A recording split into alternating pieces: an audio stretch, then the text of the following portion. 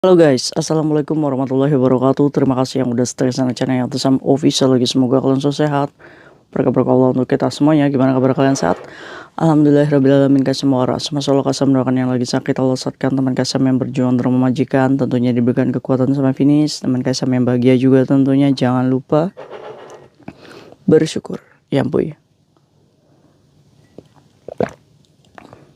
Selamat pagi guys. Lagi pada ngapain? Apa kabar kalian semuanya? Wis, mantap is the best. Kemarin itu ada teman kita yang kecelakaan naik sepeda ya di Yunlong. Kaisam nanya, kamu fasilitas dari majikan apa sepeda? Iya Kaisam. Jadi dia nyebrang, nggak ngeliat ada taksi cuy di situ. Dia banting setir, jatuh di trotoar, dan semalam itu ada di rumah sakit Pok Oi ya. Dari maghrib agensinya nggak direspon-respon, menghubungi Kaisam di jam 11 malam coba. Ngomong, Kaisam saya lapar. Lah ya gimana Kaisam mau bantu ya kan? Sedangkan teman-teman Kaisam udah pada istirahat. Kaisam ngomong, ya udah nanti besok pagi ada orang yang ke kamu gitu kan. Kalau misalkan kamu sudah dapat ruangan, kasih tahu nomor ruangannya. Dan qadarullah tadi jam 12 ya. Katanya nggak usah rawat inap, katanya nggak apa-apa. Jadi si pekerja migran ini pulang naik taksi, baru kerja 4 bulan ya cuy ya. Terus yang jadi kasihannya gitu cuy, dia dari maghrib kedinginan kena AC rumah sakit. Jadi buat kalian yang di rumah sakit, kalau misalkan memang kalian kedinginan, ngomong sama suster ya. Di rumah sakit itu ada selimut banyak ya, jadi kamu ngomong karena kamu memang sakit. Aduh, ada-ada aja. Terus juga hati-hati ya, naik sepeda tuh lihat rute perjalanannya di jalur sepeda ya. Terus juga ada kejadiannya di bus gitu kan. Jadi dia dikasih oktopus sama majikannya itu kayak oktopus kerja yang ada fotonya. Nah saat oktopus tersebut digunakan oleh orang lain yang bukan fotonya itu sendiri, itu nggak boleh ya coy. Kemarin itu ada jam 7 malam, si Cece ini nganterin les anaknya si majikan. Nah biasanya juga saya pakai oktopus itu nggak apa-apa Kak Esam. Cuma semalam itu kelihatan sama supir busnya cuy, bahwa mbaknya itu ngetut oktopus yang ada muka majikannya. Dikirainya ya mencuri atau apa gitu kan.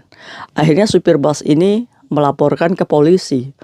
Kaisam saya lagi dilaporin polisi sama supir bus. Ada-ada aja ya kan. Jadi karena memang ini oktopus dikasihkan oleh majikannya, jadi ya dia menjelaskan bahwa majikannya yang kasih. Akhirnya si pekerja migran itu cuma suruh bayar $6. Jadi urusannya polisi sama majikannya. Aneh-aneh aja ya, kadang majikan itu digampangkan semuanya.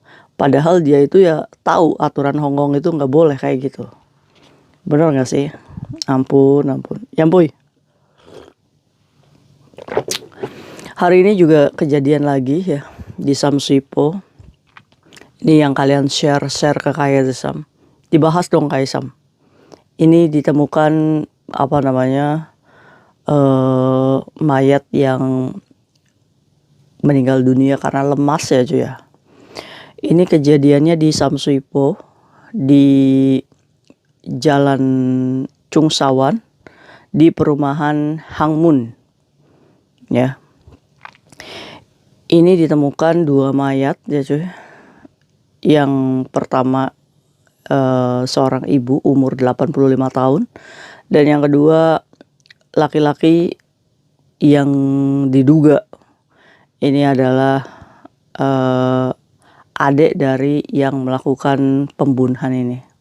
Umurnya 45 tahun. Jadi korbannya itu ada 2 perempuan ya, 85 tahun, dan laki-laki 45 tahun. Nah kejadiannya terungkapnya dari mana? Ini sebenarnya akan ada pembunuhan dan menjatuhkan diri aja ya. Hanya saja polisi datang lebih cepat sehingga pelaku ini bisa dibekukan atau bisa ditangkap.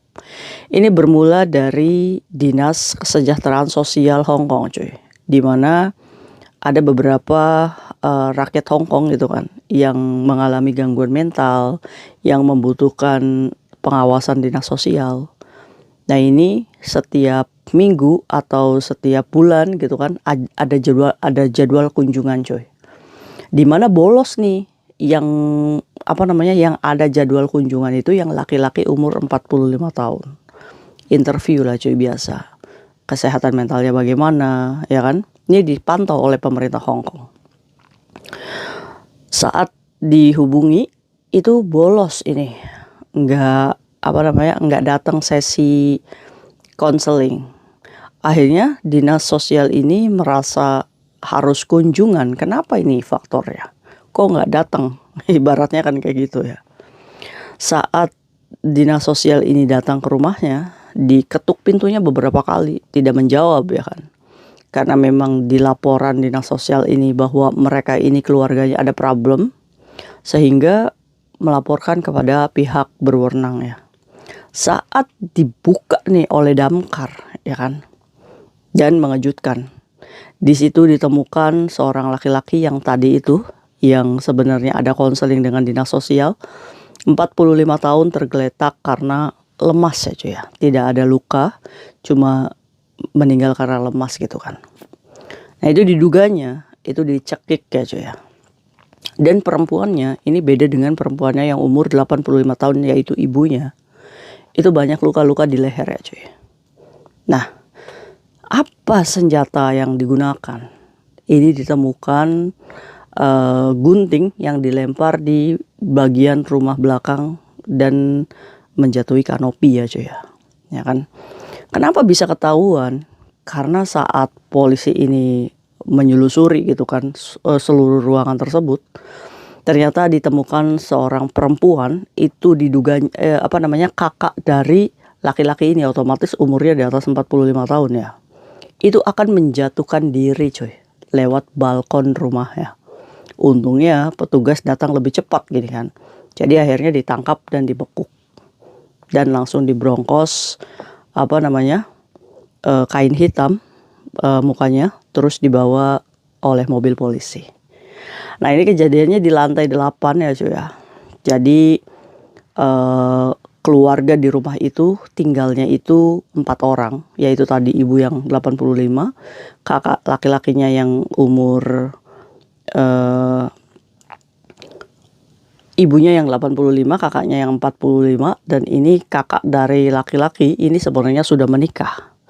Dan suaminya dibawa juga polisi untuk dilakukan interogasi untuk mencari motif melakukan seperti ini.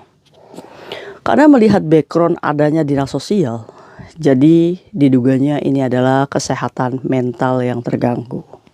Ya kan kalau dari rumahnya sih ya kayak kawasan ya B aja gitu cuy. Ya kan banyak tekanan dan lainnya ya kan. Dan semuanya itu meninggal dunia ya. Ibunya ya ditusuk pakai gunting, anaknya dicekek yang umur 45 tahun itu.